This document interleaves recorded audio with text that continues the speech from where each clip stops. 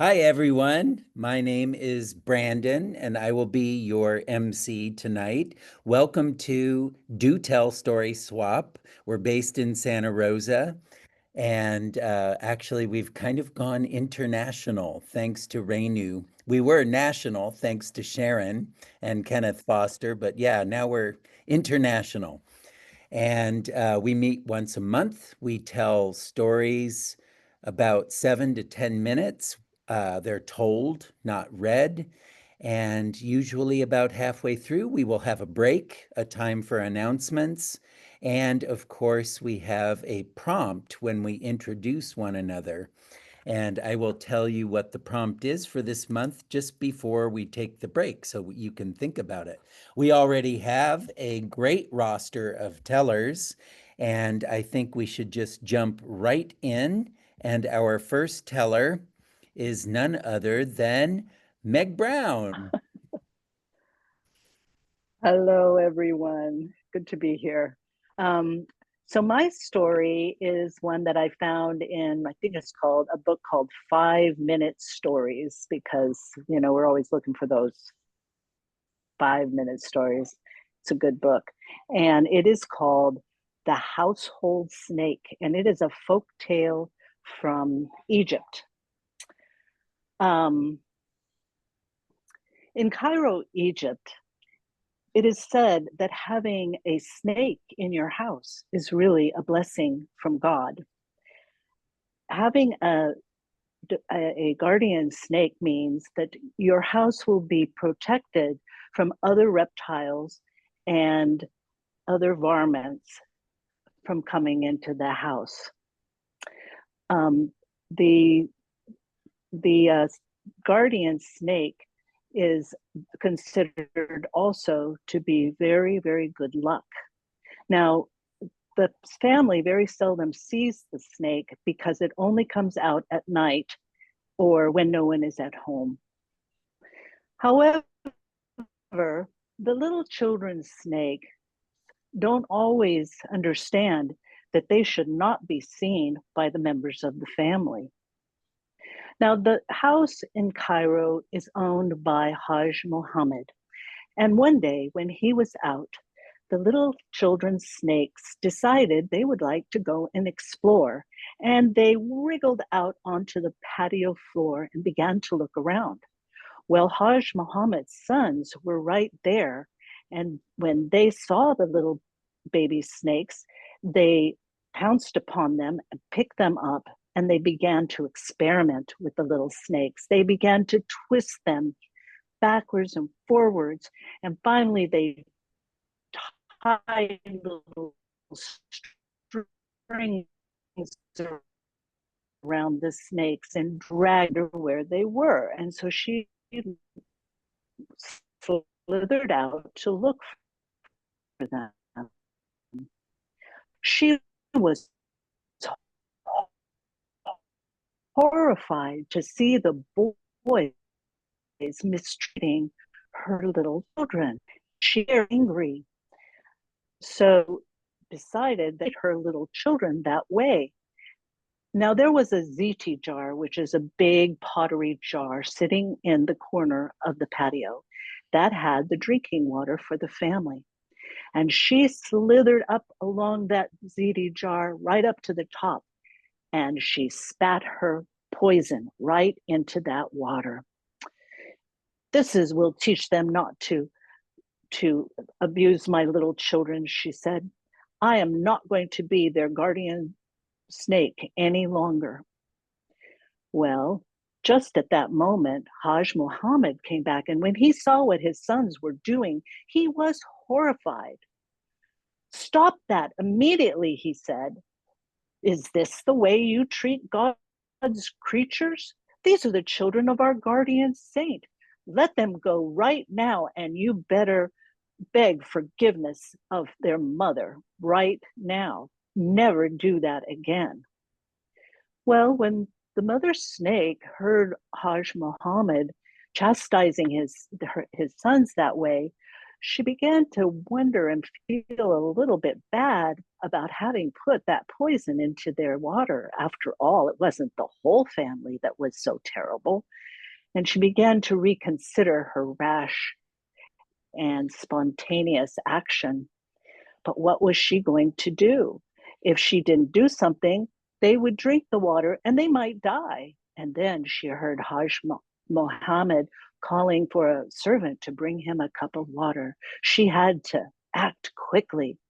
She slithered over to the ziti jar and she climbed upon it and she began to wrap all of her coils around the ziti jar. And then she began to squeeze and she squeezed and she squeezed. And finally, with all of her might, she squeezed that jar so hard that it broke into pieces and the water spilled all over the floor. Well, the family heard all of this commotion and they came running to see what had happened. And they saw the shards of the ziti jar on the floor. When they counted up the number of shards of that jar, they came up with the number 99. That is a magical number for the jinn. And so they concluded it must have been a jinn that broke their jar. They never knew that it was really the mother guardian snake that had saved all of them from a terrible death. And this is Snit's that's out. This tale's quote out. Mhm. Thank you, Meg. That was a great beginning. In my wife's culture, if you meet a snake in a rice field, you would never, ever kill it. They belong there and they're kind of guardians, even though they're spitting cobras. Oh my goodness. Yeah, a little bit of poison there, huh? And the guardians Yeah. of the houses in Indonesia are spiders, and you don't kill Oh, spiders. oh, Just oh my goodness. interesting around the That world. is. In the United States, I don't think we have any animals that we want in the house other than a dog or a cat, right?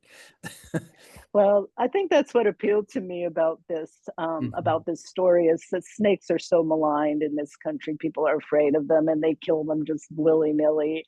My Yeah. mom was not like that. She did not. She was not afraid of snakes, and if the neighbor had even a rattlesnake, in the house or in the yard or whatever, they would call my mom, and she would go and she would rescue it and take it out and let it go. She was really, and spiders the same way. I swear, she just was a live and let live type person, I think. Oh, That was really wonderful too. that story honors her too. Yeah, exactly. Thanks, Meg. Thank you. All right. What a great beginning. And so next up, we have Rose Owens. Please welcome her to our virtual stage. The name of this story is The Never Forgotten Doll. My name is Nancy Ellen. I'm in second grade. Now, every day after school, I go to Grandma's house. Last year, Grandma came to school and picked me up, but this year, I'm big enough that I can walk to her house all by myself. So when school is out, I go down the door and the steps, and I wave goodbye to Mary Jane as she gets on the bus. And I go down to the corner, and the crossing guard lady is there. And she has on her yellow vest and a big hat to shade her head and a big smile on her face. And she looks at me and she says, "Stay right here." And she takes her big red sign and it says stop and crosses and walks to the middle of the street, holds it up so the cars stop. And then she beckons to me, it's time to cross. And I cross the street carefully, and on the other side, I stop and I wave goodbye to her. And then I go down the block. I pass the hardware store. That's where Daddy buys his hammers and nails and all of that kind of stuff. And the next store is a boutique, and that's where Mama shops. And there's a mannequin in the window with a red sweatshirt and red sweatpants and white tennis shoes on. And I wonder, why do they call it a mannequin? I think it should be a womanican. But anyway, I go on down the street, and the next street door is the antique store. Now, sometimes I stop and look in the window, and he has beautiful jewelry or scarves or other things, but today there's nothing but old pots and pans and that washboard thingy. So I just walk on by, and I walk right past the bakery, and then I'm at the corner, and I stop, and I look both ways for cars very carefully, and then I cross the street, and I'm at Grandma's house, and she's standing on the porch, and she throws her arms around me, and she says, come on in, Nancy. So we go into the kitchen, and she pours milk, gets out the cookies. She always gives me the flower glass, the one with the blue flowers on it, because she knows that it's my favorite. And she knows that even though it's glass, I won't break it. Sometimes Grandma tells me stories. And today we talk about birthdays. Now, my birthday was just a few weeks ago, and I turned 7. And Grandma's birthday is this Saturday, and she's turning 77. And we think that's pretty cool that we both have 7s in our birthday. Does that mean we're twins? We'd like to think so. Then I asked Grandma, I said, Grandma, what was the best birthday present you ever got? And her smile just kind of fades away, and she looks at me and she said, honey, it's such a sad story. I don't know if you want me to tell you that story. Oh, Grandma, please tell me. Please tell me. It will be okay. She said, well, it was my birthday. And when I got up and went to breakfast, there was a box on the table, and it had my name on it. And I said, oh, Mama, can I open it now? Can I open it? And Mama looked at Daddy, and Daddy looked at Mama, and they said, okay. I opened that box, and inside was the most beautiful doll you've ever seen. She had long, long brown curly hair in ringlets.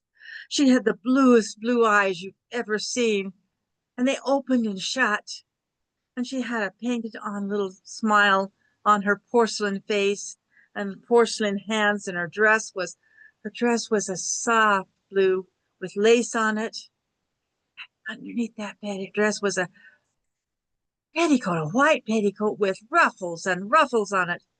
And on her feet were the tiniest boots with little buttons up the side. Oh, I loved that doll, and I played with her all day long. And then it was time for supper. Mama called me for supper, and I took that doll and I put it on the table, on the end table in the living room. And I went into the kitchen and sat down, and I had just sat down when I heard a crash. And I knew what had happened before I even turned around and looked and my baby sister, who was just learning how to walk, had reached up and taken a hold of that little white petticoat and pulled my doll off the table. It was broken in pieces. Mama picked up the baby and made sure she wasn't hurt. And I looked at the pieces of that doll, and I knew that they would never, ever, we couldn't put them back together again. And that's the doll that I've never forgotten. That was a sad story. It was really sad that Grandma had a beautiful doll and only had her for one day. Well, when Mama came and picked me up, and as we drove home, I told her all about that doll. And I kept thinking about that doll. The next day at school, I came out from school, and I went across the street and down the street. And as I walked past the antique store, I stopped. There was a new something in the window, and it was a doll, a beautiful doll with golden curls and eyes, blue eyes. She had on a blue dress with ruffles and tiny boots on her feet. And I went in and I said, Mr. McDonald, does her eyes open and close? He said, yes. And I said, how much is she? He looked at the tag and he said, $34.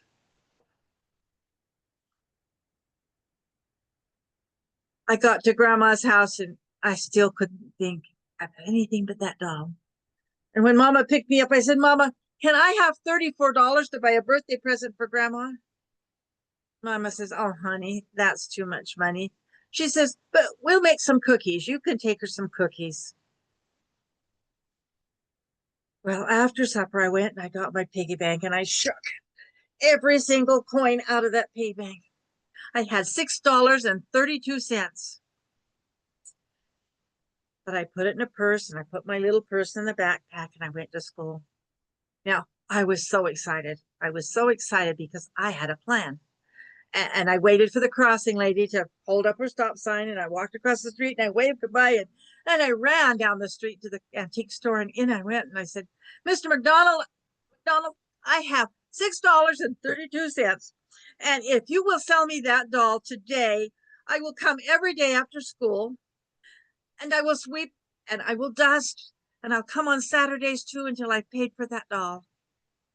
He said, well, Nancy Ellen, after you left the other day, I took a look at that doll, and he said somebody had laid her down in some brown stain. And he says there is a great big brown stain on the back of her head, and nobody's going to want to buy her now. So I will sell that doll to you for $6.32. So we put that doll in a bag and stapled the top part. And when I got to Grandma's house, she said, what have you got there? It's a secret, Grandma. It's a secret. I'm not telling. Well, when I got home, I went in my room and I spread out a newspaper on the floor. And I took a brown marker and I laid that doll down, and that marker, I brushed over every single one of her hair. I painted, and when I got through, she had beautiful, beautiful brown ringlets. And I got my best party dress out, and I took my scissors and I cut off the pink ribbon, tied it up around her head, and put it in a bow. One of those party bags. I could hardly wait till Saturday. Saturday morning, I said, Mama, can we go to Grandma's house? She said, well, we're going this evening to get Grandma and take her out for dinner. But Mama, we need to go now. Grandma needs this doll now. Looked at me. She understood, and she took me, and we got in the car. We drove to Grandma's house. And Grandma said, well, Nancy Ellen, what are you doing here this morning? I said, Grandma, come here. And I took Grandma by the hand. And I took her in the living room, and I sat her down in a chair, and I said, here, Grandma, this is for you. Grandma opened that bag and lifted out that doll. Oh, she said, oh, is it like the one you had, Grandma? Is it like the one you had? It's just like it, Nancy Ellen. It's just like it. This is the doll that I never forgot. That is the story of the never forgotten doll.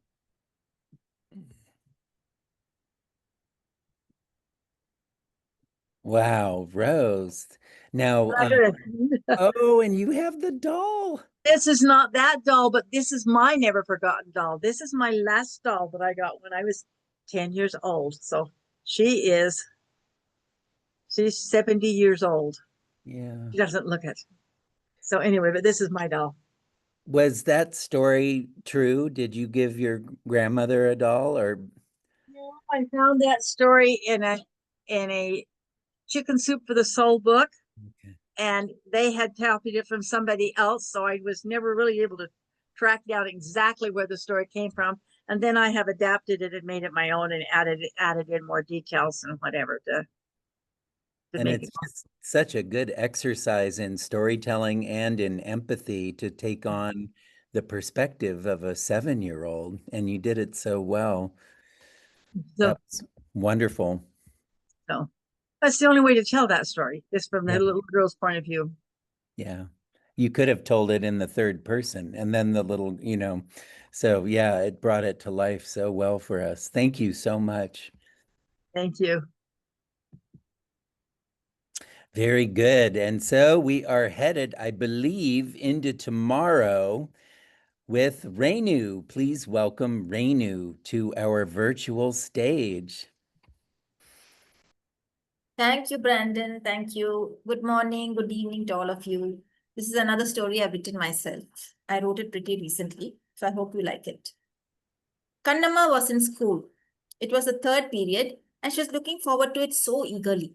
It was the spoken English class, and she loved it. She loved learning that new language. The teacher came all the way from the nearby town, and she was really kind to every one of them. But just as she was sitting and waiting, someone walked into the classroom. Kannamma, the principal wants to see you, she said. So Kannamma got up very puzzled. Why did the principal want to see her? She hadn't done anything wrong. And so she went into the principal's office. And there was her neighbor sitting there. Mariamma. What's the matter, Mariamma? She asked. Oh, Kannamma, come home with me. Come now. But it's my spoken English class. Never mind that. Come with me now. And so she took her back to the seaside, where all their shacks were all put up together.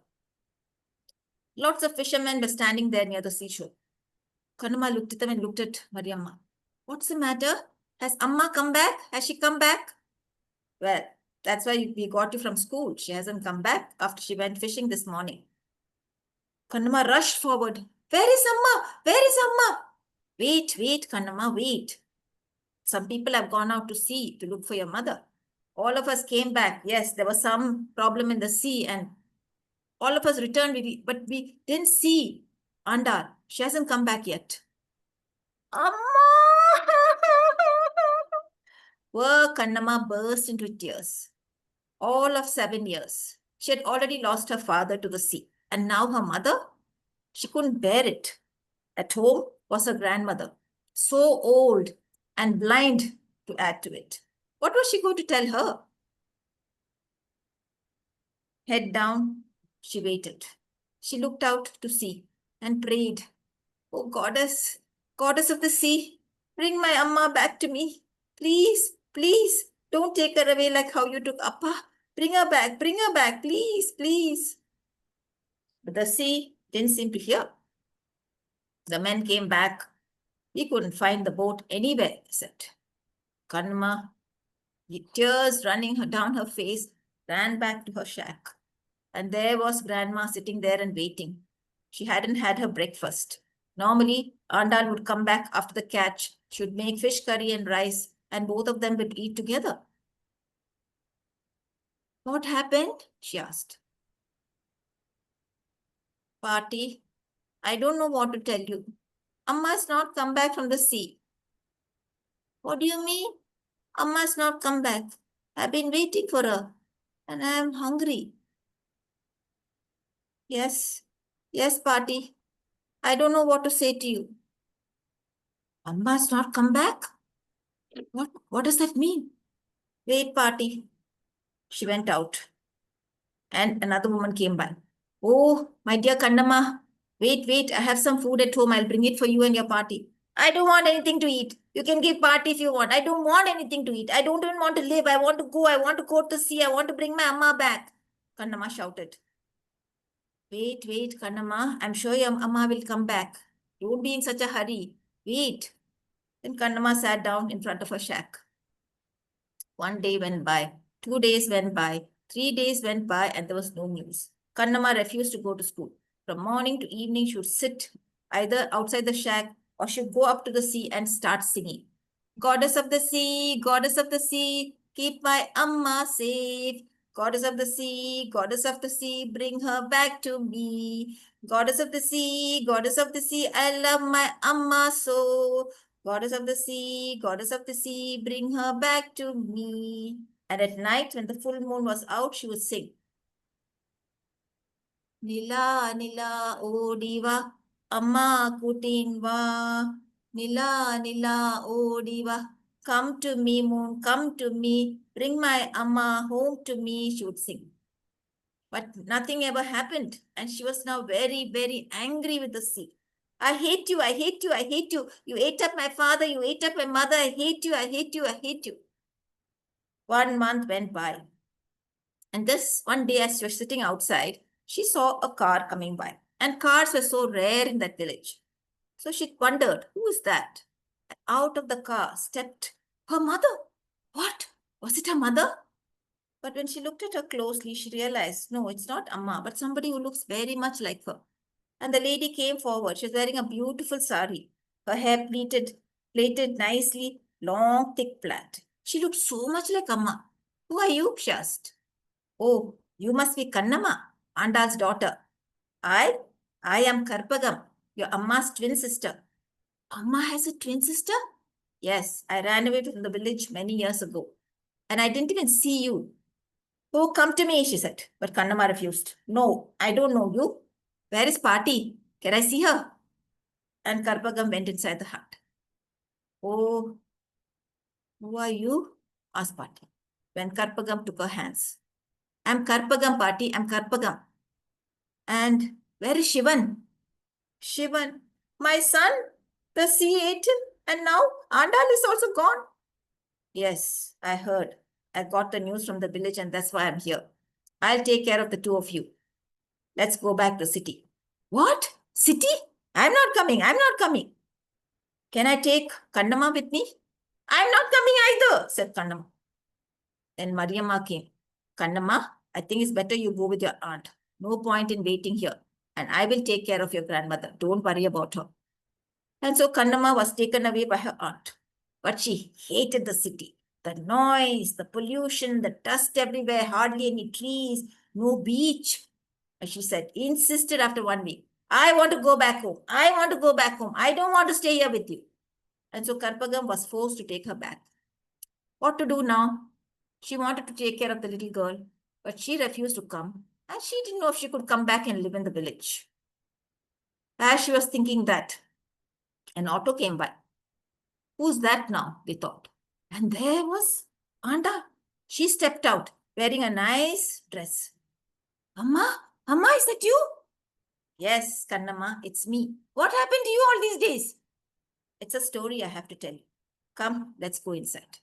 And so they went inside the shack. You're back, said Pat. Yes, I'm back, Amma, I'm back. This is what happened. That day, remember there was a storm in the sea?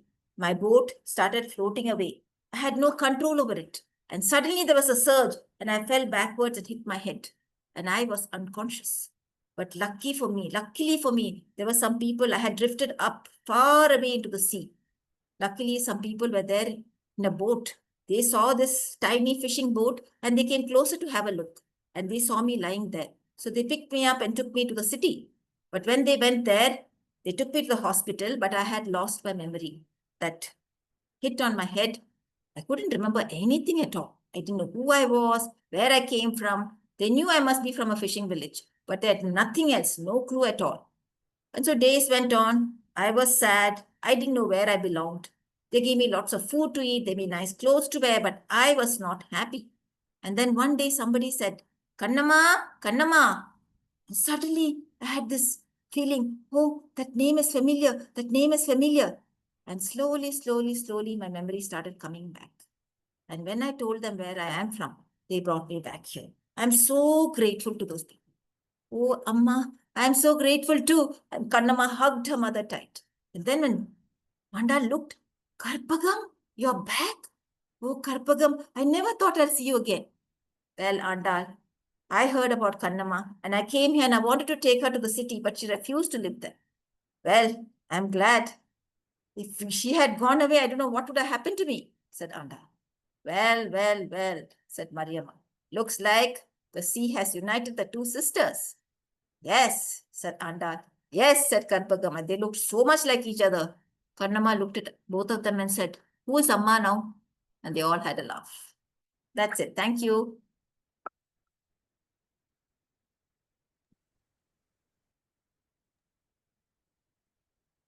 Thank you, Renu.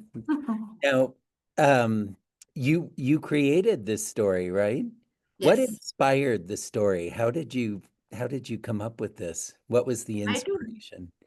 I really don't know, Brandon. Sometimes when I'm on my morning walk, I get these ideas in my head because every day I go to the beach and I see these fishermen coming back from sea. And maybe that sort of triggered an idea. I don't know. And then Sri Karuna has this, every month she has this story session based on the moon, in the moonlight of stories. And I was Oh, actually thinking of a story to tell at her mm. event. And then I just came up with the story. Are you going to tell it at the moon event? Yeah. I suppose one day I will. Mm-hmm. Oh, well, they're lucky they get to hear that. That was wonderful. We were lucky we got to hear it first. Thank you. Thank you, Renu. You're welcome. And moving right along, what great stories we have next. Beth, please welcome Beth to the virtual stage. Oops, sorry, that's not Beth. Hi, Vina.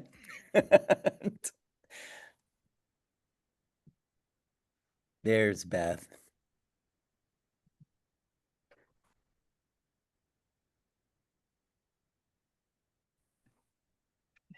Thank you, everyone. My goodness, such fabulous stories. I don't actually have a story. Mine is more of a little tiny vignette, and it comes from the Sufi. Well, does that, can you see me now? Okay, mine is not so much a story, it's just a little bit um, from the Sufi tradition with uh, Heather Forrest had gathered wisdom tales. And this is from the tradition of the Nasruddin, the Mullah Nasruddin. So it's a little bit silly. Now, there were two countries, and the border that was very close. And a man came right up to the border. He wanted to get across because the best marketplace was on the other side. And he had a donkey just absolutely laden down with bundles and bundles of straw. And the inspector at the border, he was a suspicious man, and he was quite observant, and he just had a feeling there was something going on in that straw. You must let me inspect that straw. I have to check it all. I think you might have some hidden treasure in there, and if you're planning to sell it at the marketplace, I want my fee, my border fee for crossing. Well, certainly, feel free. You may inspect all the straw. If you find anything, I'll be happy to pay your fee. And so he took the straw bundles, and there was straw in the air and straw on the ground. It was strewn everywhere, but nothing to be found but straw. And so the man crossed over. The next day came. Here he comes again. His donkey is laden with straw again, and a lot of straw. It looks like it might be heavy, but not so much. And the border inspector was just as suspicious. I just know that something's going on here. He checked and he checked. Well, this kept happening day after day. And it happened week after week, and months passed. He was not able to find anything hidden on that donkey. I was getting frustrated, but he kept being suspicious. I said, "You there, you wait. I'm going to check that bundle again, and I'm going to check it a third time if I need to." And the man crossed over the border. Years passed. The inspector finally got so old he had to retire. And when he retired, he could not stop thinking about the man and the donkey and the straw. What am I doing wrong? I know there's something going on. Maybe I should look in the mouth of the donkey. Maybe I should have checked the tail hairs. And he was in the market musing on this. He saw a familiar face and said, "Hey, you're the man. You're the man who comes to the border with your donkey and the straw. I just know you're smuggling something, and I need to know. I have to know. What is it? Are you smuggling something?" The man just kind of grinned and kind of nodded his head. "I knew it," said the inspector. "I knew it all along. What is it that you're taking across?" And the man replied very simply, "Donkeys." So there's so many versions of that, but I just felt like I wanted to share it because It was a different donkey every time. I think there are so many versions. There's stories about wheelbarrows coming out of mines. I think there are probably hundreds. It's maybe not as prolific as Cinderella, but it's a That's great. Oh, Beth, thank you for that. That was really fun. All right. And next up, we have Chester. Chester, where are you zooming from? I forget.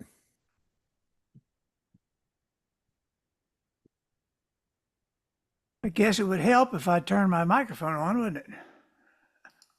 I'm from Oklahoma City. That's what I thought. Yeah. Welcome. So we ready to go? Okay. About a year ago, my daughter and I were in Iceland, took a trip there. And it was a wonderful trip, an interesting country. I'd highly recommend it. You just take money with you. But it was wonderful. It was a wonderful, wonderful trip. And of course, afterwards, I picked up a couple of books, and including one on Icelandic folk tales. And so this is my retelling of one of the tales that I kind of liked. It was kind of a fun one. In the western part of Iceland, there was a couple husband and wife, on a farm. And this was in older days, before modern equipment, no tractors or harvesters, that sort of thing. This is when they had horses and they did a lot of work by hand. But the man was a skilled farmer. He was very good at it. He was also a blacksmith. His equipment was always in top shape. He was particularly good at sharpening scythes. And I don't know if you know what a scythe is or not, but a scythe is an instrument for cutting hay or grass. It's a long wooden thing about 5-6 feet long, and on the bottom of it is a blade, maybe 24 to 30 inches long, that's real sharp. And you stand up and you swing it, and you swing it and you cut the hay. And he was really good at that, along with other things. Now, his wife was also a skilled lady. She was what was called locally a light mother or mother of light, what we in this country would call a midwife. She was skilled at it. She had they had the compassion for it. She had this technical skill. But, realize they're out in a rural area. And it's hard to get from place to place. And midwives or light mothers had to develop their own medicines. They had their own techniques. And sometimes more than just helping women have children, but other medical emergencies would come up. They'd have to do their thing. So they had all these medicines, the salves, the special stuff. And she was very good at that. So one day they are out on their farm working together. They both did everything. That's the way farmers work often. And they're cutting the hay.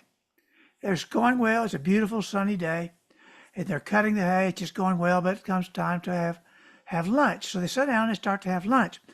But because there's some children playing in the field nearby, they decide those sharp scythes are a little dangerous. And if they lay them down flat, kids can run up and stumble on them. Well, that's kind of dangerous. So they turned the scythe where it'd be sticking straight up in the air so you could see it, so nobody would run into it.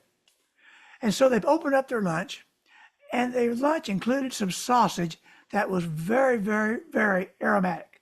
It just smelled so good because that's something they made too. Now on the farm was a dog, their sheepdog. Now this was not sheep gathering season, so the dog was just running around having fun. He was a smart dog. In fact, he had the general reputation, like the husband and wife, of being tops in his field. He was a great sheepdog. But he smelled the sausage.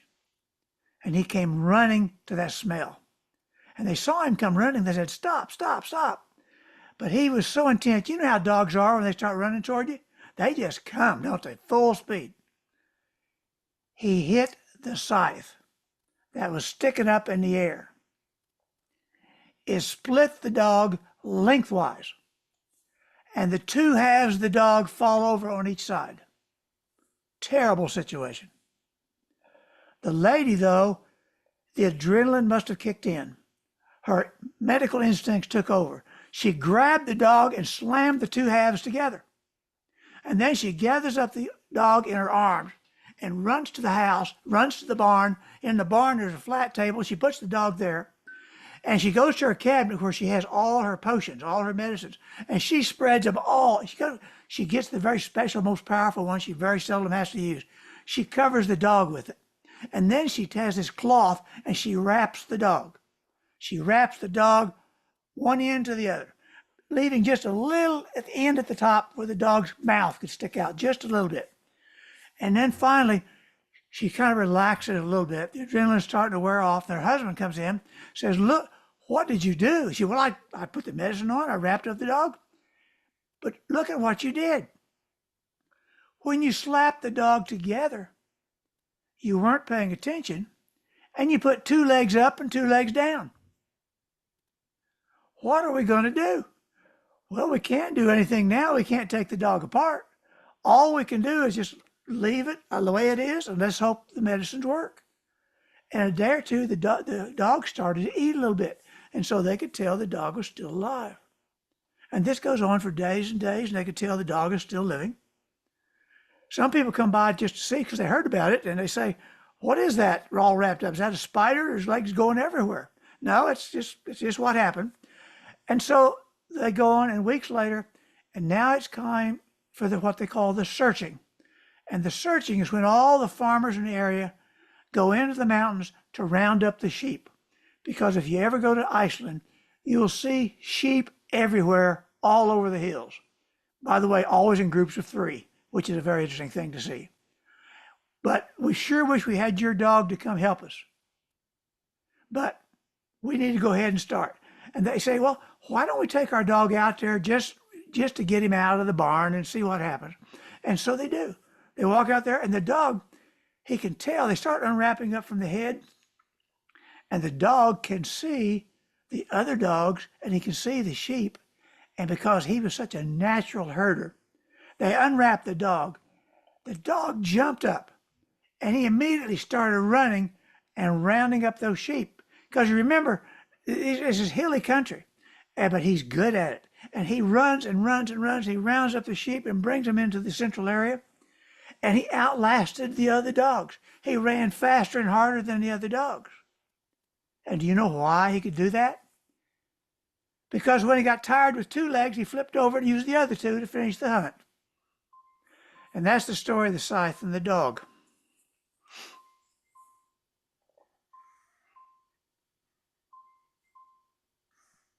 Wow. I guess, yeah, you don't wear the other. Oh, I'm not sure it works that way, but it seems to make sense. It's good Now, enough for them. I wonder why the sheep are in groups of 3. Well, we actually noticed that, and we asked somebody because it's amazing. And they said a mother sheep normally has 2 babies. Oh, And that's the way they tend to group. Now, it was not 100% that way, yeah. but I'll bet it was over 90%.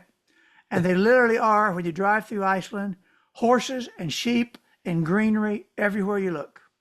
Oh, Rugged wow. country, in a few places, steam rising from the ground. Oh. That's, by the way, it's a fascinating country, and I'd sure recommend going if you ever get a chance. Very friendly. Seemed like half the workers were from Poland. Oh, But interesting. anyway, And Vina pointed out it's such a beautiful name for a midwife, Mother of Light. Mother of Light, Light Mother, yes. Yeah. Thank you, Chester. That was really interesting. Very good. And so we're making our way through. We have one final teller for the first half, and that is our beloved Sharon, who is coming to us from Seattle. Is that right? No?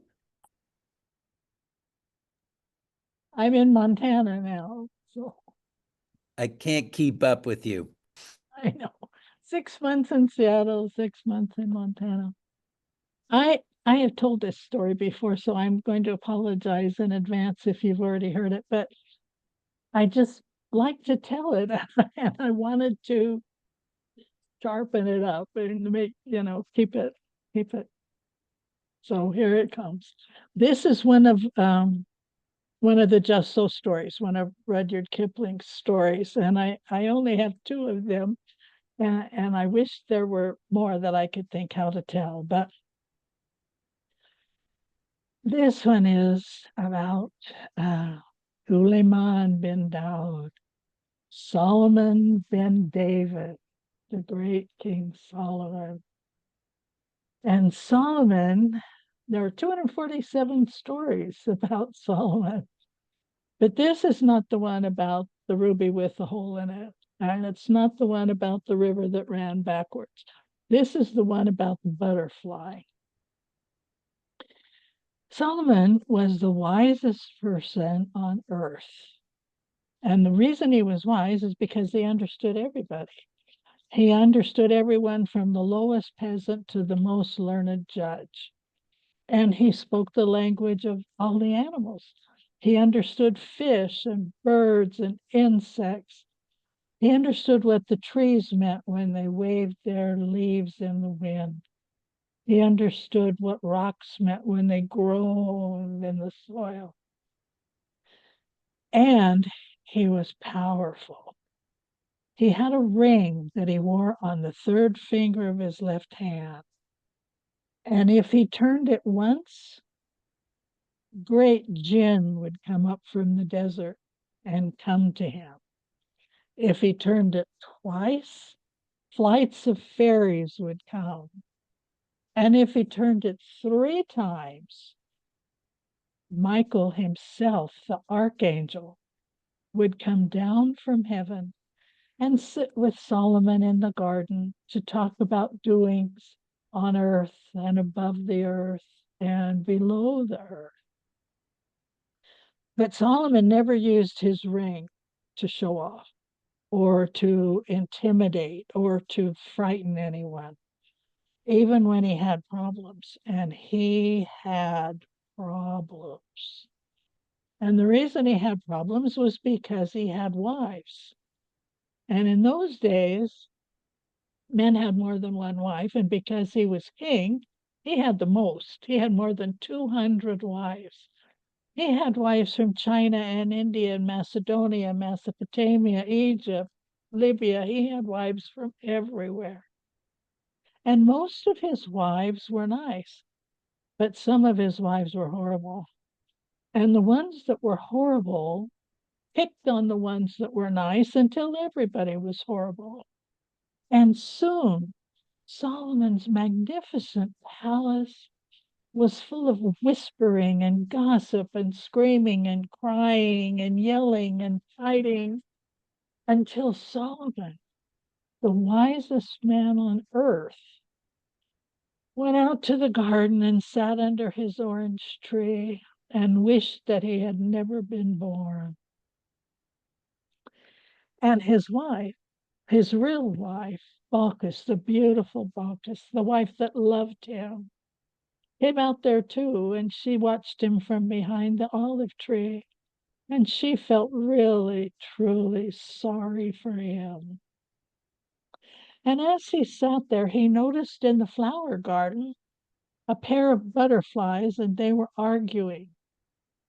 And he heard the male butterfly say to his wife, "You had better be more polite to me, because I might stomp my foot. And if I do that, this whole compound and this beautiful palace and everything will disappear." Solomon was amazed. And so he called him and said, "Little brother," and the butterfly came to him and he said, "Why would you tell such an outrageous lie? You could stomp all day and you couldn't bend a blade of grass." And the butterfly said, "Oh, great king, live forever. It's my wife.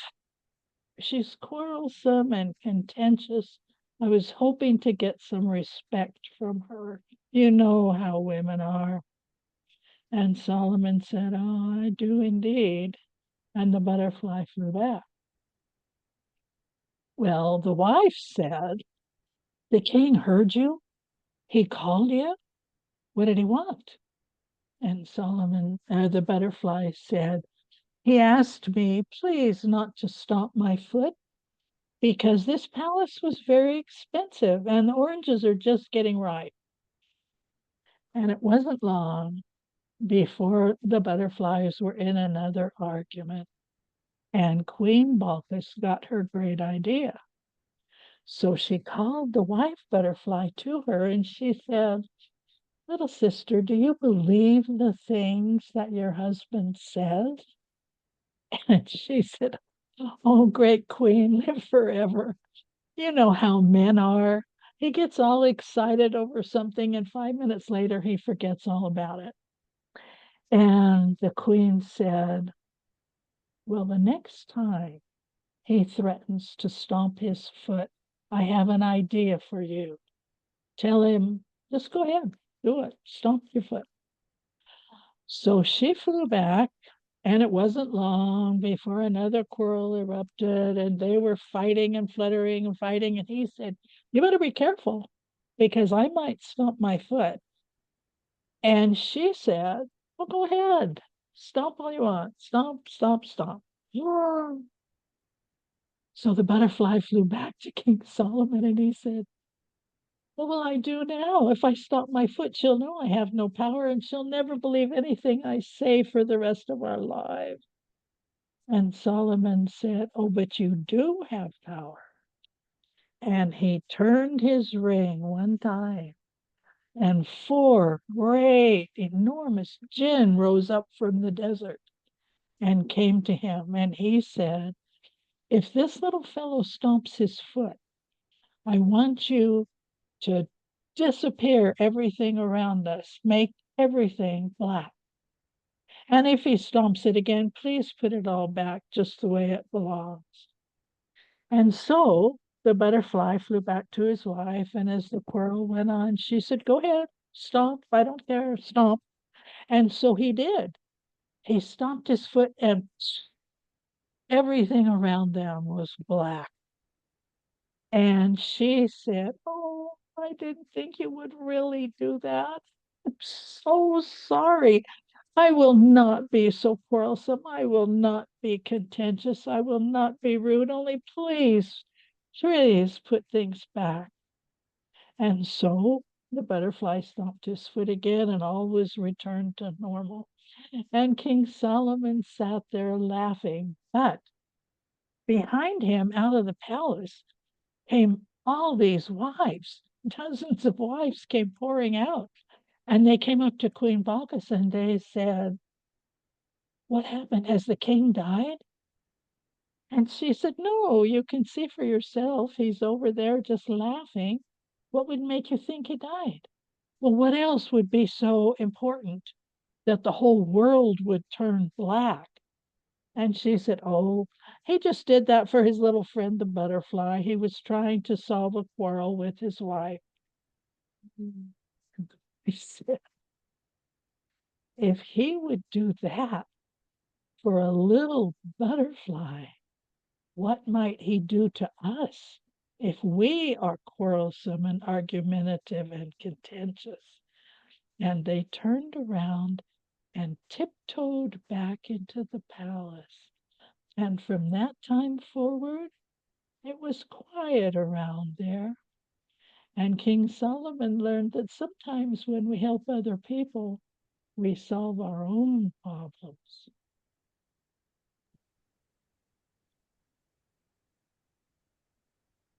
Oh, Sharon, it's just so clear how much you enjoy that tale when you're telling it too. I I really like love that that. story. Yeah, it made me think of a butterfly. You know, you hear they beat their wings and it ends up being a hurricane on the other side. Oh, yeah. Yeah. Butterfly stomping its foot is a great image too. That is a great note to take a break on. Thank you, Sharon. So we will pause for 5 minutes for people to use the restroom or get a cup of hot tea or whatever else, eat dinner in 5 minutes, whatever you need to do. And I always recommend that if you're interested in chatting with people, switch your view, which is in the upper right-hand corner, to gallery so that you can see everyone and leave your video on. And then those that are present can see that you are there ready and able to chat with them. So that's always a nice way to spend the break too. All right, I will pause the Just you. Welcome back. It looks like everyone made a cup of tea or something because everyone disappeared and now they're back with smiles on their faces, no less. So this is the time when we introduce ourselves, and we always have a monthly prompt. And this year the prompt is, what is your favorite book? And maybe a little bit about why that is the case. I happen to be in my teaching classroom right now, so I'm surrounded by lots of the books I like. My name is Brandon. I'm a high school teacher in Santa Rosa, and one of my favorite books is certainly Siddhartha by Hermann Hesse. It's a book that did change my life. I actually went and tried to do what he did and live next to a river and speak to the river. In his case, it was the Ganges River. So I am going to move to Vina.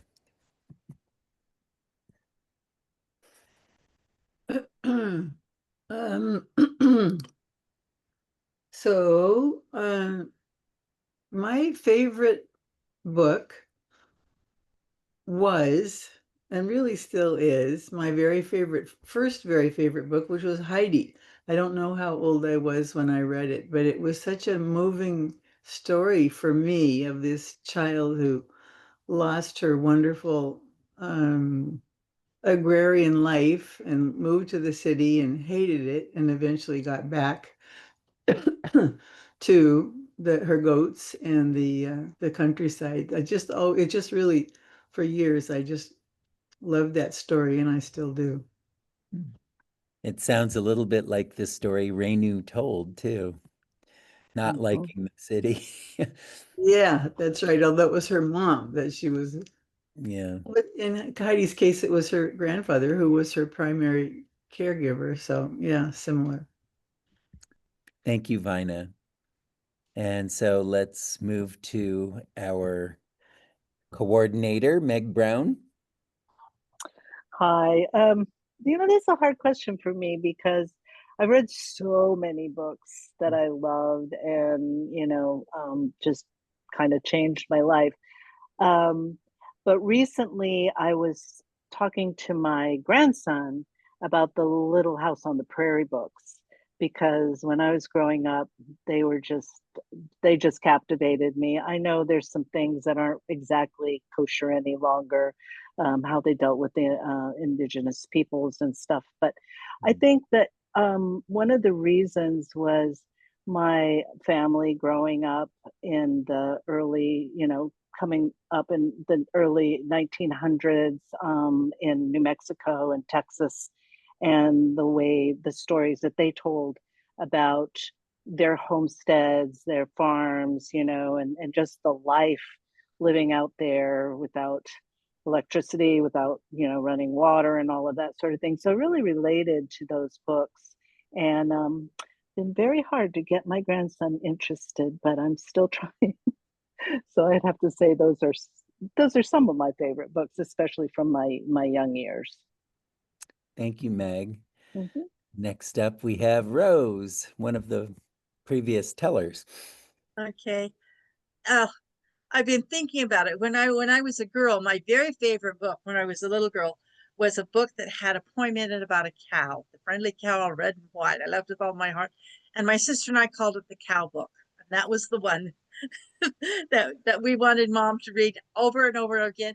And interestingly enough, as adults, both of us have found that book in thrift stores and have bought that book to have it, kind of a thing. As I grew older, I read Lord Douglas, The Robe and Magnificent Obsession, kind of a thing. As an emergent storyteller, I loved Sleeping Ugly by Jane Yolen. And I actually contacted her and she gave me permission to tell the story as long as I didn't change the ending. and, and as a mother, there was the Norby series by Isaac Asimov and his wife. And I read those books with my son.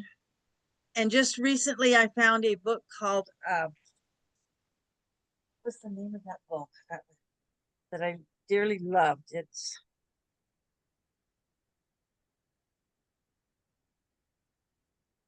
Once Upon a Wardrobe. And this is a story of a girl. Her brother is dying. He's sick, and he wants to know. He's fallen in love with the book of Narnia, and he wants her to ask uh,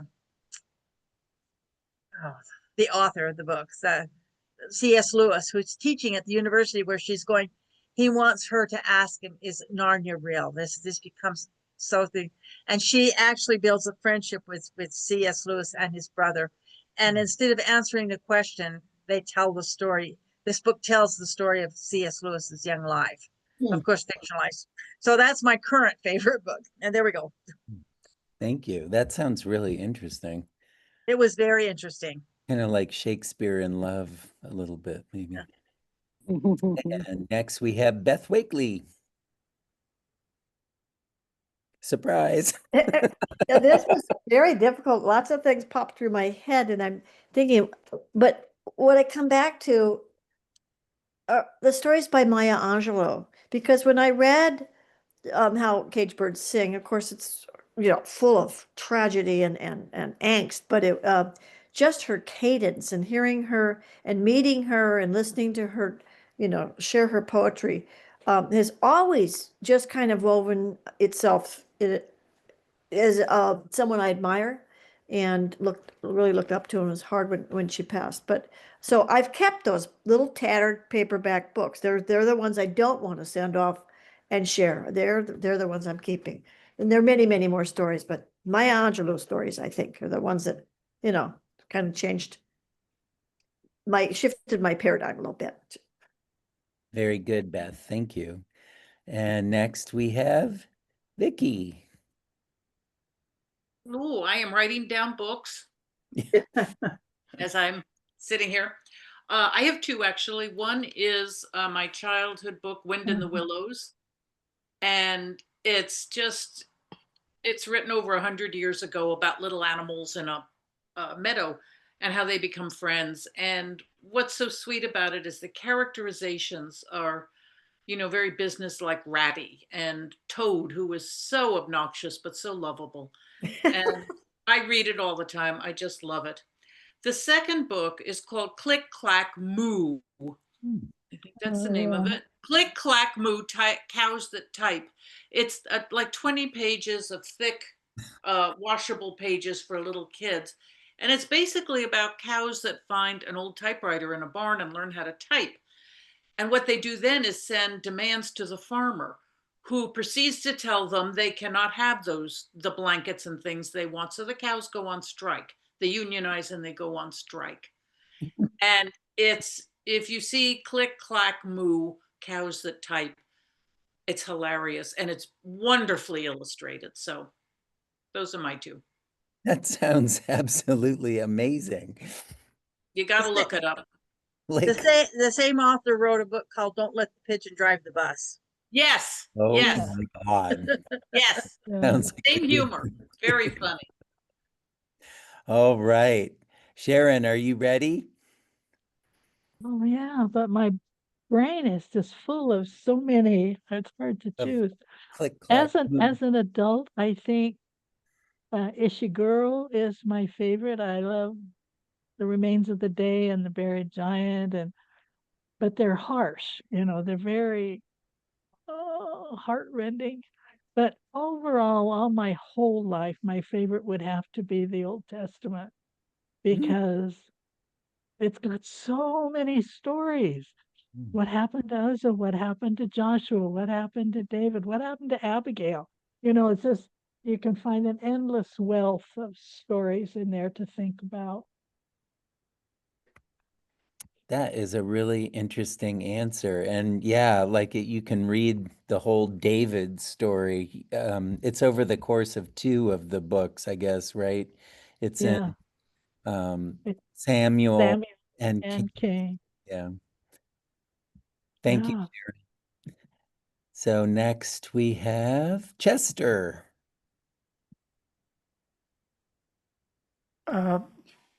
I'm sure I'm like the rest of you, you're used to having lots of things float through your mind. It's a couple of recent ones. I found a book called The Boys Who Challenged Hitler, because I've been doing World War II stuff recently. It's a young adult or children's book, I think, but it's about some kids who decided since Denmark wouldn't challenge Hitler, they would. And so it's pretty interesting. Another book on some German generals. But you triggered two thoughts. One in particular. When I was a kid out on the farm, we had no electricity, no running water. I mean, we were really poor out, and we were out a long ways from town, and the town was very small. We had a 1927 set of Book of Knowledge. Mm. And in those Book of Knowledge, I found stories. First time I ever got exposed to Aesop's fables, plus all kinds of things that had been invented. Although when I read about them, they'd already been invented 50 years earlier, or whatever it was. But and I still have that set of Book of Knowledge, by the way. It's in my library here, just about 15 feet from me right now. So that had, I think it had an effect because we had no television, no radio, and Mom used to tell me all kinds of stories. But those Book of Knowledges were and still are kind of important. Thank you. Mhm. Thank you, Chester. And Renu, are you ready? There's Renu. Well, my favorite, of course, are the Panchachantra tales, tales of wisdom in India. And my second favorite is To Kill a Mockingbird. I've read that book several times. I just love it because of the relationship between the father and the children and the way it ends with the autistic man who saves their life. And I think that book has a lot of real life lessons to learn. And I think I changed a lot after reading it. Also, all the books that I read of Indian authors, I think I have thousands of books that I love. And all of them have changed. Something inside me has shifted because of those books. Oh, Rainy. I love when Scout, the daughter, decides she wants to start swearing. Yeah. She's at the dinner table and she says, "Pass the damn ham, please." And the cool way the father reacts, I really Yeah. love the relationship. Yeah, it's beautiful. And Shri, nice to see you. Welcome. Hello, everyone. And yeah, To Kill a Mockingbird is one of my favorites too. But like Vicky or others, like I couldn't choose one. As a child, I loved Enid Blyton books, and as a child, my favorite book was The Secret Island. The four cousins, they go on the island and start living by themselves, making, plucking the blueberries and making blueberry muffins and, hatching chickens and fishing, and so self-reliant that I dreamt that, I should be living on an island like that and, be doing all that, what they four did. And many more Enid Blyton books. The Galino circus, I wanted to live a circus life and take care of the animals and all that. So, and as an adult, one book that I loved was called Andamaina Jeevitam. It was by a famous writer in Telugu. Andamaina Jeevitam means a beautiful life. And in this, one lady, she goes to a city from another town to help her sister to delivery of a baby. And every day she travels to the hospital in a local train, like a metro, or you can say. And there she meets a guy, and that guy befriends her. He talks to her about his wife, who is of a different language from a different state, a Bengali. I mean, like, and he talks to her about his children, and he teaches her little joys of life every day. He waves to uh, children who are living next to the railway track, and one day they get down in an unknown station, and he buys for them balloons and gives, and then he takes her to the graveyard. She was very scared, and he says this is where ultimately we all have to come one day. Nothing to be scared about it. And he takes to her to an empty theater, where cinema is played, and then he tells her, get onto the stage and imagine there is an audience and speak your heart out. So like this, and he says, he gives her 10 paisa, 10 paisa, 10 cents, and he says, let's both compete. Who can buy the most, safety pins. Those days, it was like 1980s book this is. And he tells about how his in the refrigerator, they have eggs in a tray. And on the eggs, I'm sorry, I'm taking a little time, but I'm so carried away by this book. So on the eggs, behind the egg, they write omelette or, half boiled or boiled and all that. And he says, whenever we want to have a surprise breakfast, we all pick our eggs and whatever is written on them would be our breakfast. And that is a way of adding surprise element to our breakfast. And we all, catch our pails and pots and pans when it is raining and pouring, and we fill our buckets. And my wife uses bucket of water to wash her hair, saying that it keeps it silky. My daughter would water her favorite plant that it'll go better with the rainwater and so on. And it is so inspiring. But in the end, this lady comes to know that his wife is no more, and she feels he betrayed her, he betrayed the friendship, and she got cheated and so on. And he says, no, the reason why I did so is I was going through grief. And everybody whom I know, if I talk as though my wife and children are alive, they would think I'm nuts or I'm mad. But to you, you didn't know my wife was dead. That's the reason I was reliving those moments of living with my family and children with you. That is the only reason and all that. And then she returns back to her own town, and her relationship with her husband, who was very rigid and very conservative, or very, I mean, like not so loving and caring, changes forever, and her life changes forever, seeing joy in little things in life. So this is one book that always keeps playing on my mind. Find joy in little things in life. Yeah. And one more is Jonathan Livingston Seagull by Richard Bach, which you all know. It's a very tiny, tiny book, but it is so inspiring. And I think Seagull is my living metaphor that I always look up to. Yeah. Thank you for this opportunity, Brandon. And I apologize for taking so much time, but whenever I mention this book, I get carried away so much that I had to tell what the book is about, because none of you can read it. It is in my mother language, Telugu. So yeah. Could you write the title and the author in the chat for everybody? Yes, I will. Yeah. And Genevieve, do you have a book you want to share? You have to turn your... I'm coming. Yeah. So I'm sorry, I was on a call. I couldn't listen to our wonderful previous parts of the stories and all. See it online. Well, I'm really, so the thing is, do you want to share a book that was important to you? Is that what it was? Yes. Yeah, it's a wonderful question. As I've been listening to other people, I've been aware how through our lives different books. And I'm a book person. This is my culled book collection because I used to have like 6 of those. But I was more excited in thinking about how books affect us at different times of our lives. And not only the content of the book, but the feeling of the book, the way the pages are, the way the print is, the way it smells, the binding, the cover. So I thought, I was looking for JB, the play by Archibald MacLeish. I was in the play when I was in high school, and I was wanting to quote something from the very end. But I couldn't find it because I've called through it, and I hope I didn't give it away. But recently, the Sebastopol Library is all the richer for it. But I did find this.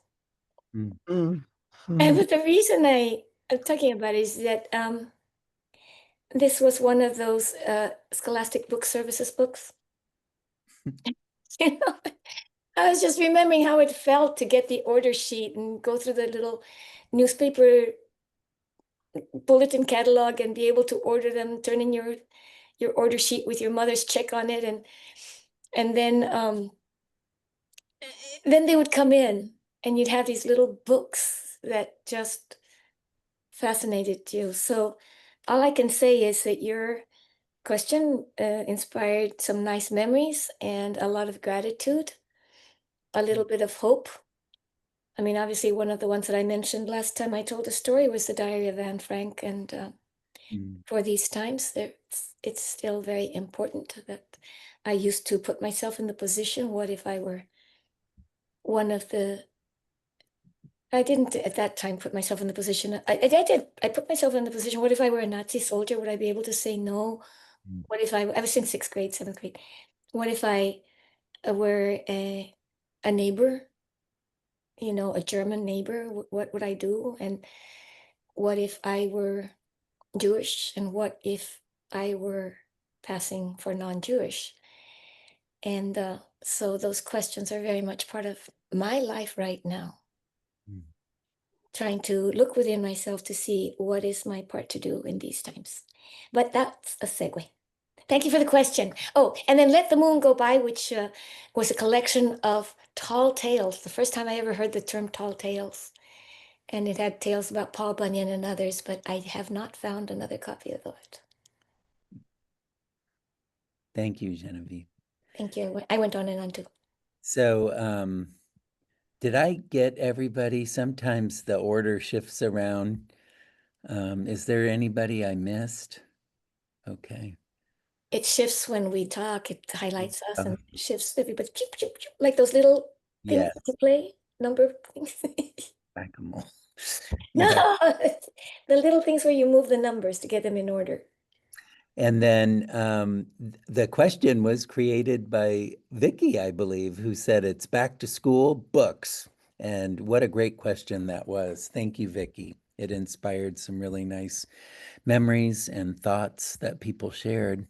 So I'm going to hand things over to Meg, and she has a few announcements.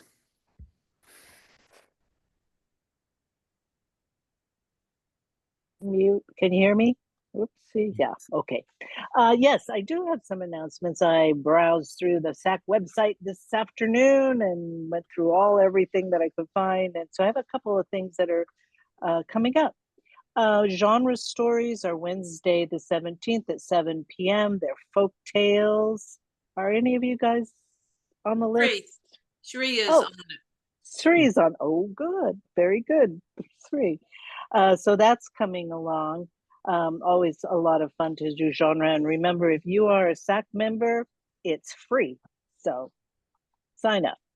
But then I found a couple of other things that were really interesting. There's one called Stories Submerging for Subversive Times. And it's actually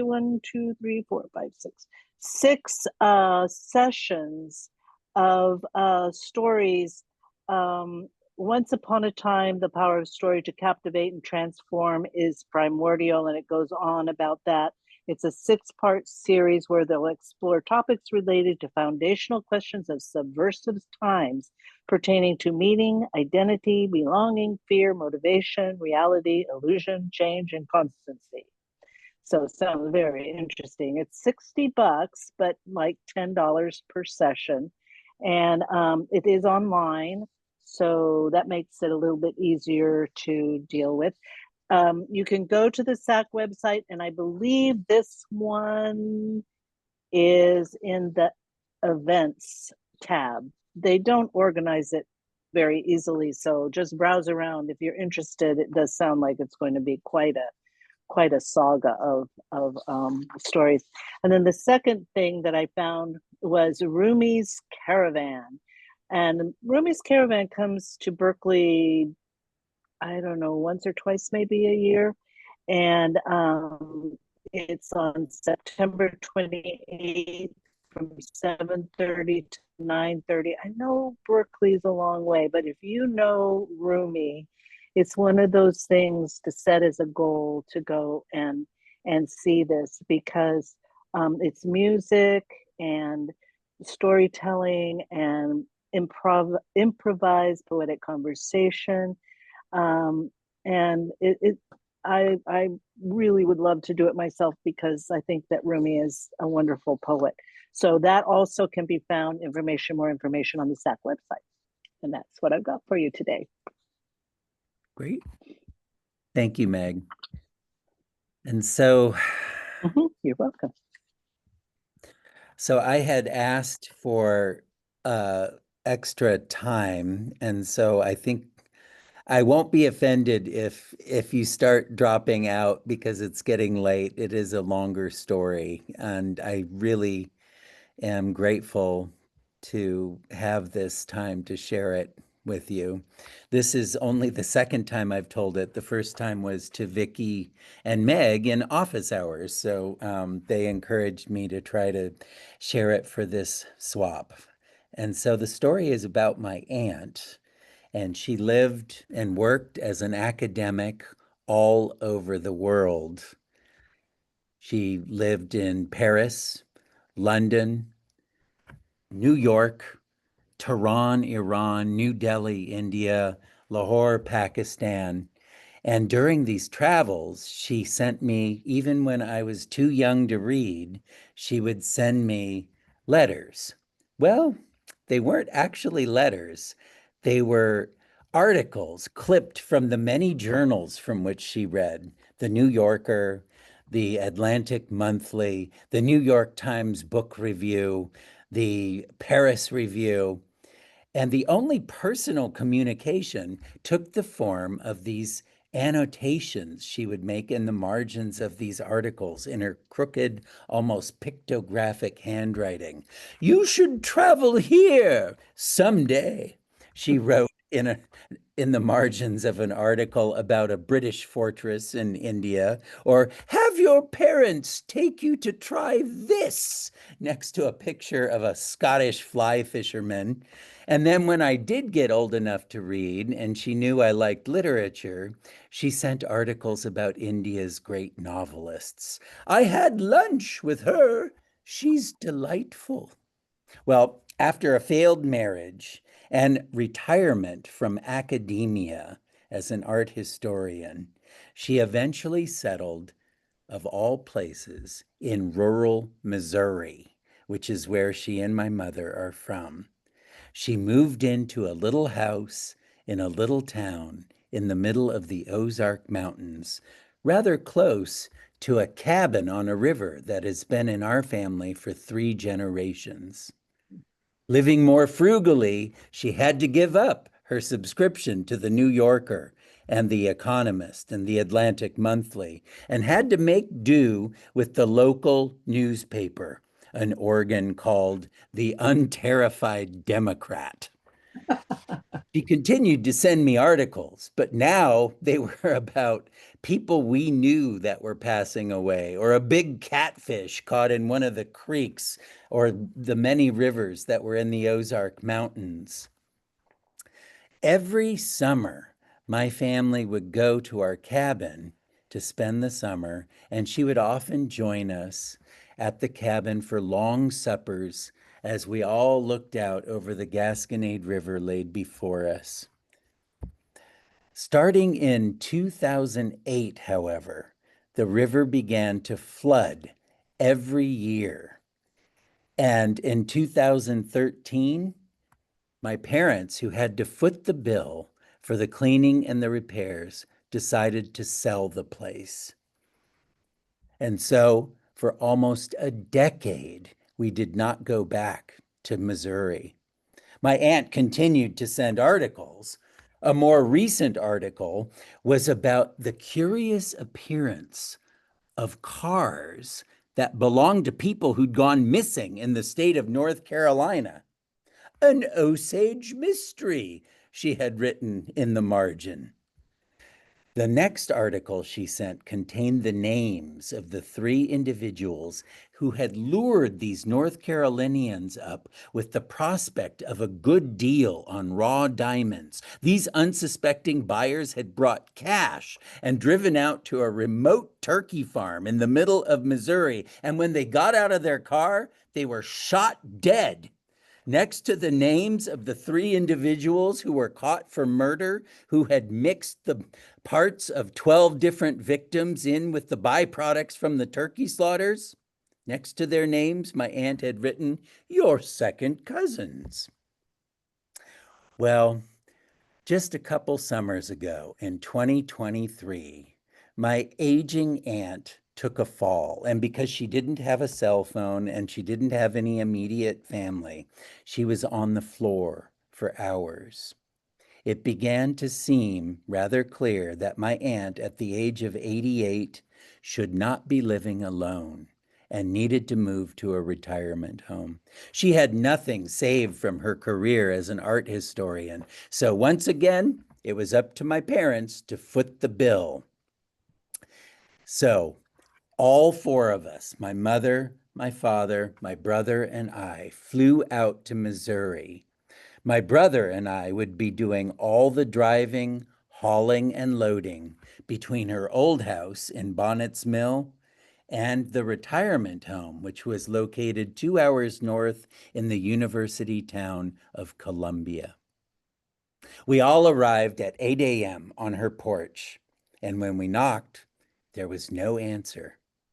Eventually, a woman came by, and it was the same woman who had found her on the floor, and now she came to our aid. She had a key and let herself in, and then promptly marched up the stairs to go and wake Aunt Barbara up. My mother looked around the home. She sniffed. She hasn't done anything. All the furniture was in place. The tapestries and carpets were where they always were. Paintings were on the wall. In fact, on the main wall was an enormous hand-painted portrait of a very impressive man. His head was wrapped in a white cloth, but what really caught your attention was his enormous bushy mustache. It completely eclipsed his mouth except for the bright pink tip of his lower lip. Beneath it was written, "The Shah Zada, Mughal Dynasty, 1801 to 1857. He seemed to nod at us in formal greeting. "I've always hated that thing," my father told my brother and I. "I wouldn't want it watching everything I did." My mother quipped, "I think it looks just like your new doctor." And then she explained to my brother and I, "Dad's new doctor is from India." "Here now," my father said, unnecessarily defensive. "Dr. Singh's a good doctor." There was an electric hum. A slippered foot appeared at the head of the stairs, and then the hem of a bathrobe. My aunt was descending the stairs on an escalator that she had had installed after her fall. Of course, my parents had paid for that. Oh, my aunt looked so old and frail. Her paper-thin skin seemed stretched over her skull. She had dark circles under her eyes, and her wispy hair floated or seemed to float rather precariously on her skull, as if it were in danger of being blown off by the slow, steady motion of the escalator. My mother began to lay into her immediately, trying to speak over the noise of the electric escalator. "She can't hear you, Jan," my father bellowed. The escalator made a vigorous finish, like an electric coffee pot at the end of its brewing cycle, and deposited my aunt right on the floor in front of the Shah Zada. "You were supposed to be packing," my mother snapped.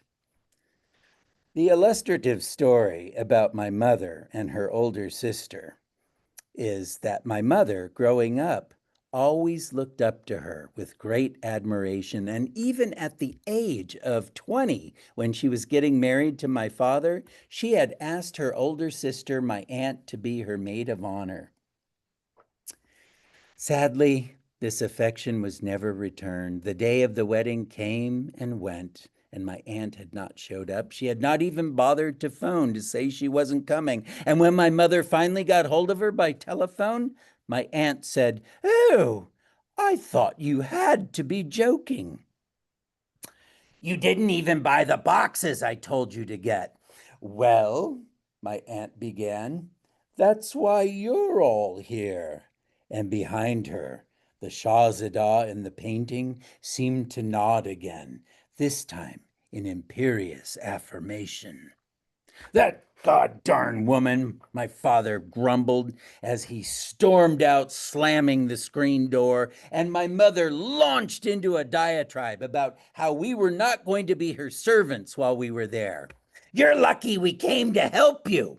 My aunt simply activated the escalator and elevated herself back out of the situation. My mother ended up screaming at her slippered foot, "We're the only family you have." Later, we drove my aunt, my parents, and her clothing, which was in plastic garbage bags with a few toiletries, to her new rooms in Columbia at the rest home. The Shahzadah was put up immediately on the main wall of what was an otherwise completely furnished apartment, and he seemed to watch with great interest as the scenario unfolded about him. Because this apartment was completely furnished, and because she had a complete meal plan, the question of what to do with all of her possessions was raised. Why, she had designer furniture from New York. She had a daybed made of real mahogany from Paris, France. She had antiques from Iran, Pakistan, and India.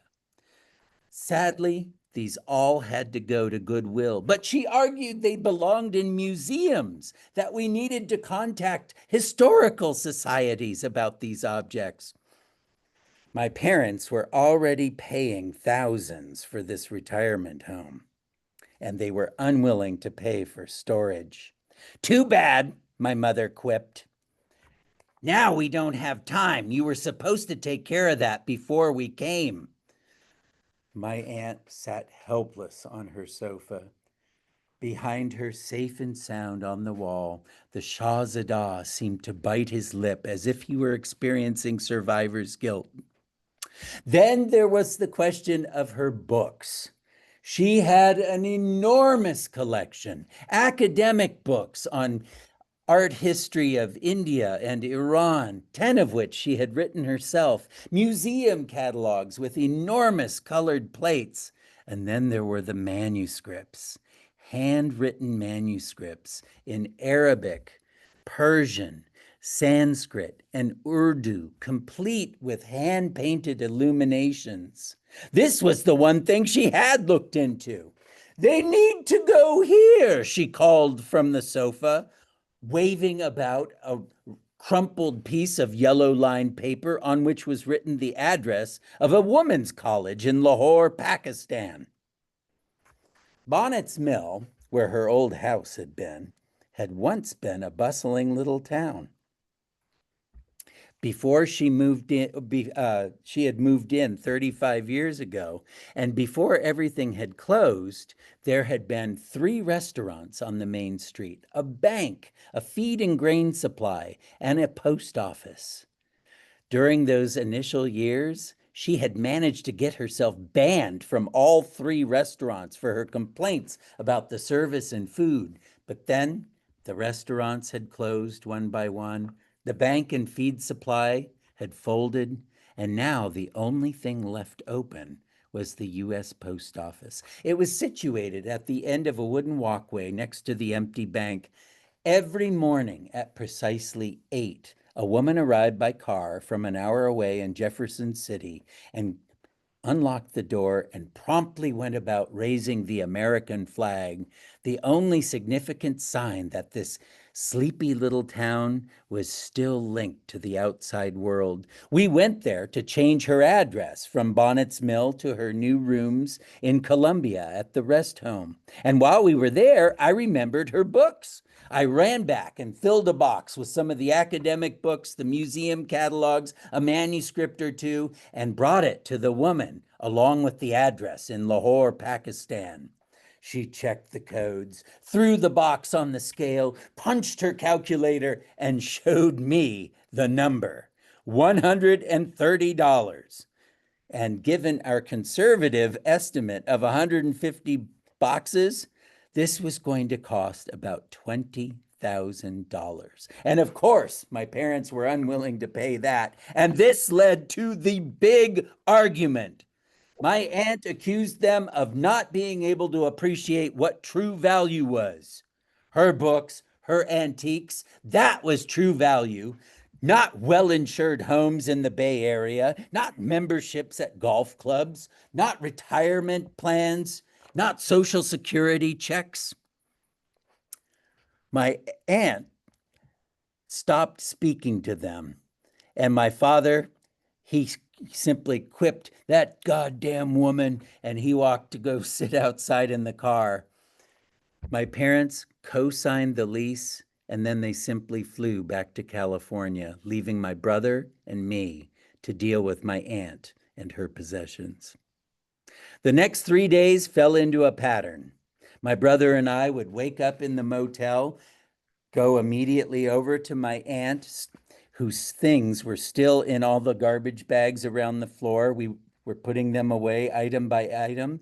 And then we would make the 2-hour journey south into her slowly emptying house in Bonnet's Mill. We threw away box springs, mattresses, bed frames, shower curtains, the contents of her refrigerator, half empty bottles of lotions and perfumes, all right into the Bonnet's Mill dumpster. On the dumpster was written, "Household garbage only, no dumping." But during our entire time there, we never saw a single soul. Bonnet's Mill supposedly had a population of 34. The woman who had let us into my aunt's house had retreated deep within her home, so we had only seen her and the postal worker. After a day of dumping with a trip or two to Goodwill, we would drive back to Columbia and visit my aunt. We always brought her something. We had just dropped off a blender at Goodwill, and we brought her a microwave and a toaster. "Where's the fancy bread I had?" she demanded. I scratched my chin. I was puzzled. We didn't have the capacity to deal with things like frozen bread. "I hope you didn't just throw it away. Why, that was home baked by Linda Mawson."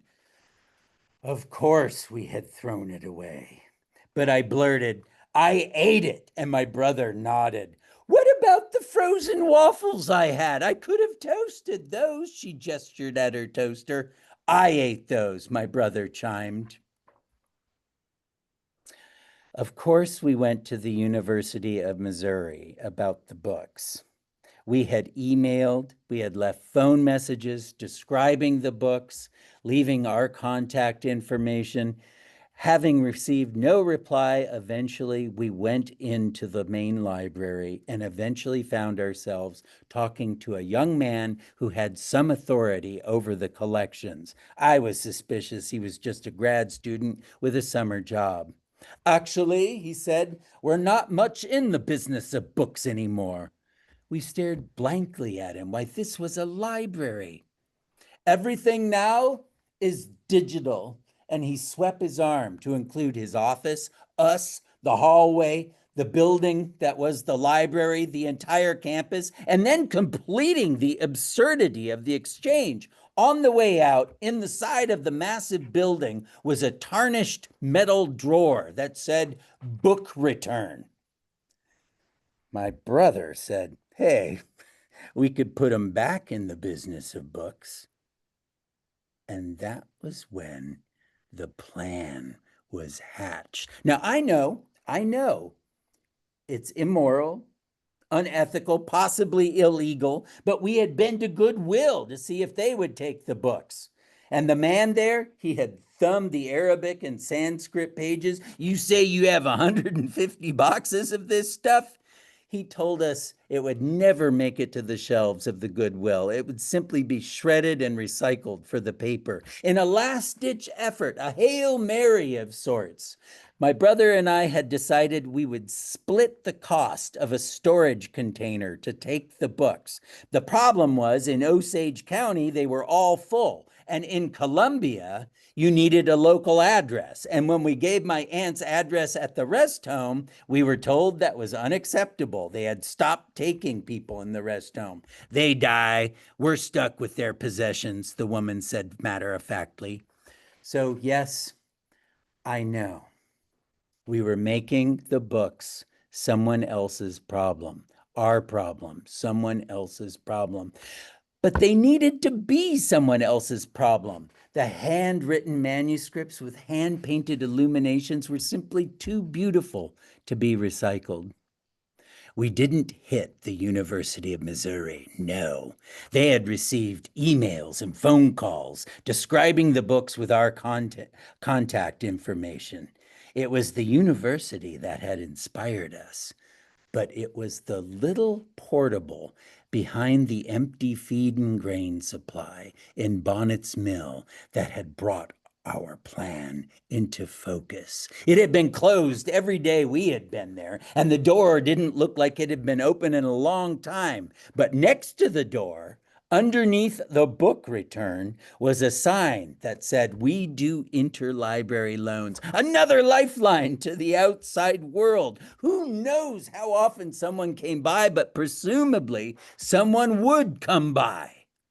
That night, we did it. The books flew through the book return and thudded into some kind of metal cart on the other side. The resonant dings gave way to a crumpling sound as the books locked into place like the catch of gears. And then there were slaps and splashes as the books spilled over the cart onto a linoleum floor. And then the door to the return was jammed. We had completely filled the book return, 16 boxes, and no one had seemed to notice. The next day was Sunday. We visited my aunt. We had dropped off a cake mixer and a Cuisinart. We brought her a coffee machine. Where's the fancy cheese I had? She demanded. I didn't remember any fancy cheese, but there was something that was so foul smelling it made my brother and I gag. We had pitched it right on top of some pillows, and on top of that, a comforter. And on top of that, we had pitched a block of ice in which you could still see the colorful curls of frozen fish that had been probably caught by me 10 years earlier. I ate it. We both chimed, and then looking at one another, we said, we shared it. My aunt folded her arms. And one of them, my aunt or the Shahzada painting, said, I don't believe you. I tried to change the subject, and I pointed at the painting and said, my parents think he looks just like my dad's doctor. I heard, my aunt grumbled, and my brother added, apparently there's lots of doctors now from India in the Bay Area. Here too, my aunt added. India has excellent medicine. But then she cut through the chit-chat. She addressed the elephant in the room. So, what are you doing about my books? Well, I began, you're throwing them in the river, I suppose. No, we do have a plan. Oh, don't tell me. I don't want to know, she said dramatically. And so, we didn't tell her. In that moment, as she sat there, helpless on her sofa, I felt a surge of pity, and the Shahzada painting seemed to hover above her like a watchful angel. She had spent her life collecting all of these possessions of value, her antiques, her books, and now she had to watch as they were stripped away, picked through, and discarded. Making matters worse, that afternoon as we drove away, seated in the back seat, a new accomplice to our book dumping gang was none other than the Shahzada. She had been abruptly informed that the painting was larger than rest home regulations. And so, for the meanwhile, the Shahzada would keep watch from the car while we scouted out every branch of the book lending system in Osage County. That night, in Rich Fountain and Westphalia, we loaded armloads. We stuffed volumes. We filed folios through slots and drawers, causing trailers and portables to resound with thuds and slaps and the tumble of text. In Lynn, Frankenstein, and Loose Creek, we pumped and wedged every book return until slots were clogged, drawers jammed, and throughout the entire crime spree, no one had seen us. The next day, I drove my brother to the airport. I had to stay one more day. I had to turn over the keys to the new owner of her house, and I had to return the rental car. At the rental car, I set the painting of the Shahzada against a dumpster. Before I left, I turned back. Even though that painting had actually been dogging me for 20 years, as it leaned there, as he seemed to stoically muse, so this is how it ends, I found I couldn't do it. And so I went back. I broke the frame, I rolled the canvas, and I brought it on the airplane with me to California, where it now lies, still rolled up in my garage. From time to time, I'll catch the faintest whisper of some muffled proclamation bubbled through his mustache. Only I can hear these things, of course. Eventually, my aunt and my parents began speaking again. Of course, she didn't like her new rooms. They were too small. The food was no good. She missed her house in Bonnet's Mill. Here, Everyone is just waiting to die, she said. And my mother told her she was ungrateful. And so they stopped speaking again. That goddamn woman, my father said when giving me the latest update. Starting a day after I got back, I got a series of letters from my aunt. Well, not letters, they were news clippings from the Unterrified Democrat. The first was an account by a driver from the Osage County Library. Of course, I froze when reading this. Apparently, he had opened the door to the Bonnet's Mill book wagon, whereupon a tide of books had come rushing out about his legs. They weren't our books, he stated. They weren't from the Missouri library system either. Heck, I don't think they were from America. And the article went on to describe the jagged looping scripts. In the margin, my aunt had written, The next article actually had a title, Middle Easter Bunny Visits Osage County. And my aunt had written, This is you, I presume. And from the garage, the Shahzada made his charge. J'accuse! The Osage County head librarian had reported to the paper that all 6 branches of their book lending system had received large donations. She had been savvy enough to pick out that one of the scripts was Arabic, and there were at least 2 others. Of course, I had been relieved somewhat when she referred to this as donations, but I tensed up again when the article ended by saying the Osage County Sheriff had been notified. An angry letter to the editor followed. The Middle Easter Bunny left us rotten eggs, was one of the outbursts in this screed. The writer demanded that these books constituted propaganda on the part of the radical left to infiltrate our youth with Muslim ideology.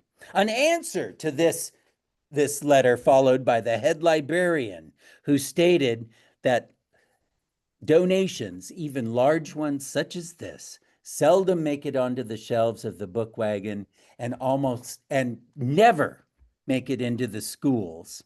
What had most likely happened in this case was someone had died and their relatives had not known what to do with all these books. Not dead yet, in capital letters, was the triumphant gloss by my aunt. The article went on to say that these books will be treated as lost property for 6 months, and then they will be turned over to the friends of the library. There was another article. The University of Missouri had been contacted to see if the books might belong there, and I was pretty sure it was the same pompous young man who was sticking to his line that the university was no longer in the business of books. The Osage County Sheriff had responded he wasn't in the business of books either. He didn't think that donations such as this constituted crime. The article ended, however, with a plea by the head librarian not to simply dump things in their book returns. Over the years, they had received an assortment of things, ranging from personal photo albums to household garbage to litters of live kittens. One final article ended the entire story. The scripts had been definitively identified as Persian, Arabic, Sanskrit, and Hindi. And my aunt had written, Urdu, please. And from the garage, I could hear the gripe, they're always mixing us up. A local dentist had come forward. They weren't his books. He didn't know to whom they belonged, but this dentist was an Iranian American, and his young wife had just finished double degrees in Tehran in art history and literature. She could read 6 languages and this young couple had decided to adopt the entire collection so that they could catalog it. Huzzah! Wrote my aunt in a gloss. Her aim was eventually to get these books back to her university in Tehran where they could be appreciated. In reference to the earlier articles, she said, for us, this really is like Santa Claus or the holiday rabbit or whatever. In the meanwhile, she simply planned to enjoy the books. They're beautiful, she was quoted as saying. At the bottom, my aunt wrote, all's well that ends well. I folded all 6 articles together and breathed a sigh of relief. But from the garage came the plea, where's my happy ending? The Shahzadah. I suppose someday I should take him to a frame shop and restore his dignity. And then it would be only right if I saw about taking him to some library or museum. But until then, I will simply try to continue to enjoy his company. Thank you. That was a long one. Oh, wonderful. I want to call all the story. I know we're running a few minutes after. So Renu and Chester and Sharon. Oh my goodness, we had so many tellers tonight. Meg Beth. and Beth. And I don't think, yeah, we're missing a lot of people at this point, right? No, where's the It was a long story. Thank you Great. for listening to that. I appreciate it. Renu, are you still here? Yeah, Renu's here. Okay. Well, so I loved it. Great, Brandon. Those books. Great. That was a perfect, especially after our prompt. My I know goodness. this was about a painting, but yeah, she had books, that's for sure. Oh, and they were marvelous. Such a loss if people didn't want them, you know. So- It's I know. I really This feel is a for basis, her. I has really, a really basis do. in truth. Oh yeah, this is absolutely true. I have the news articles. You are an unconventional person because you figured it out. Just put them in the library. See what you can do. That is wonderful. Love Does it. that couple still have the books, or did they make it elsewhere? You I don't know. This was about a year ago. They Oh, the collection. great. They were going to catalog it first. Mm. She Thank could do that. My aunt, she had never even written down what she owned. It was, Oh, but you could tell they were so beautiful and definitely handwritten and hand painted. They were worth, to some people, they're priceless, I'm sure. yeah, So I that's love true. all your descriptions of her descending like an angel with the wispy hair that looks like it's in danger of being blown off. All your little details are Yeah. so. Oh, The Shahzadah. yes.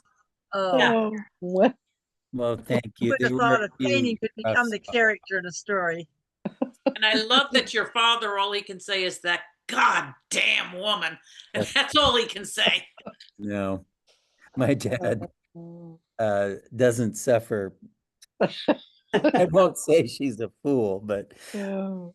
he doesn't put up with people very well. Well, that was a real treat, Brandon. Thank you Oh. so much. It was I Just- wonderful. loved it. Yeah. I'll I will keep never hear a working on story it. like that again, I'm sure. I've It was just Do super. you have any idea what you want to do with this story in the future? No, I just Tell it. over the summer, I find my stories are getting longer and longer, and there's not really anywhere to tell them anymore. This was the shortest of 3 I did over the summer, so Wow. got 2 more. Well, we will listen. So tell Oh. them Yeah. to. Yeah, Thank you. we will. And That's Publish great. them. should publish them as a memoir or something. What was My that, Renu? favorite, You should publish them as a memoir or something, is it? Oh, well, oh you're yeah. nice. Thank Yeah. you. I'm going to My interrupt because favorite I need of your stories were always the ethos and pathos and logos story about your daughter, God. and the one where you got bit by the scorpion and followed the guys in the parade. But now this is my new favorite. Yes, So, yes, Yeah, definitely. thank you. That makes me feel good about it. I appreciate Oh, it. yeah, definitely. I'm gonna interrupt and direct a comment to Renew, because Renew, you captured the feelings of the young girl so perfectly. Thank I you. was the 10-year-old girl who was called out of my classroom to be told that my mother had died, Ooh, and you had ouch. Yeah. I had to go mute so I could cry all by myself. hmm. All Mm. right, But you everyone. had that feeling there. Just it was there. It really was. Thank you all for coming to this month's edition of Do Tell. And next month is October, and I'll bet some of us are going to have scary stories, right? Yeah. Vicky will. Yeah, Vicky's going to have All